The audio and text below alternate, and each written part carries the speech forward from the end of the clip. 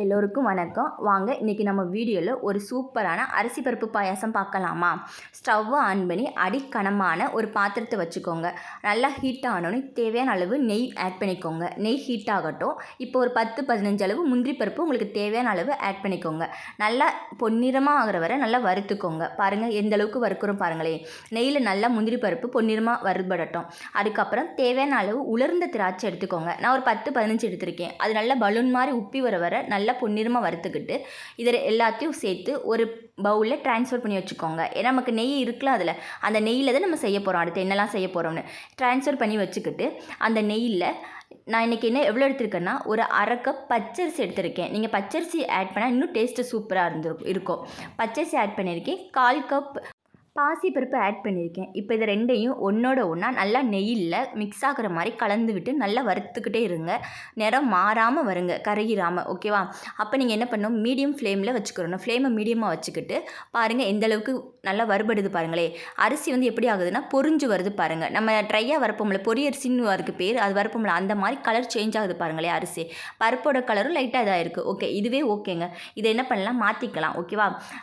நல்லா ஆறுனதும் ஒரு மிக்ஸி ஜாரில் மாற்றிக்கோங்க. இங்கே பாருங்கள் நல்லா ஆறிடுச்சு. ஜாரில் நான் மாற்றிட்டேன். இது நம்ம என்ன பண்ண போகிறோம்னா ரவை பக்குவத்துக்கு கரகரன்னு அரைக்க போகிறோம். ரொம்ப நைஸாக அரைக்காமல் இங்கே பாருங்கள் ரவை மாதிரி இருக்கா, எப்படி இருக்குது, பாசிப்பருப்பும் அரிசியும் கலந்து ரவை மாதிரி இருக்கா, இந்த பக்குவத்துக்கு அரைச்சிக்கோங்க. ஓகேவா?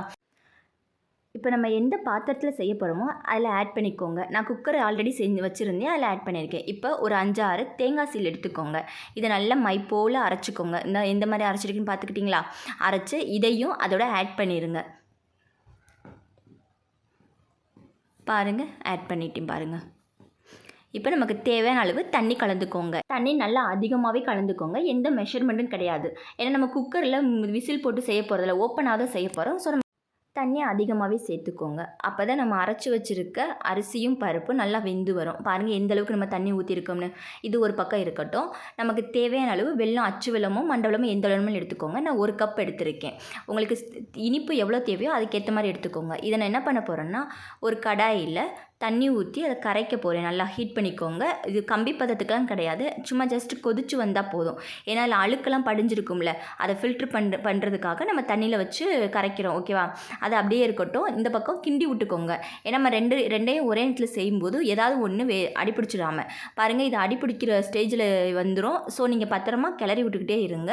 எனக்கு நல்லா வெந்து வந்திருக்கு, தெரியுதான்னு தெரியல உங்களுக்கு. எனக்கு நல்லா வெந்துருச்சு ரெண்டுமே. இந்த பக்கமும் வெள்ளைக்கறி நல்லா கொதிச்சிருச்சு. இதை என்ன பண்ண போகிறேன்னா ஃபில்ட்ரு பண்ண போகிறேன். ஒரு பாத்திரத்தில் ஃபில்ட்ரு பண்ணி அதோட ஆட் பண்ண போகிறேன். நல்லா கரைஞ்சிருச்சு. கரைஞ்சோடனே என்ன பண்ண போகிறேன், ஃபில்ட்ரு பண்ணியிருக்கேன். இங்கே பாருங்கள் நல்லா திக்காகிடுச்சு பாருங்கள், பேஸ்ட் மாதிரி ஆயிடுச்சு.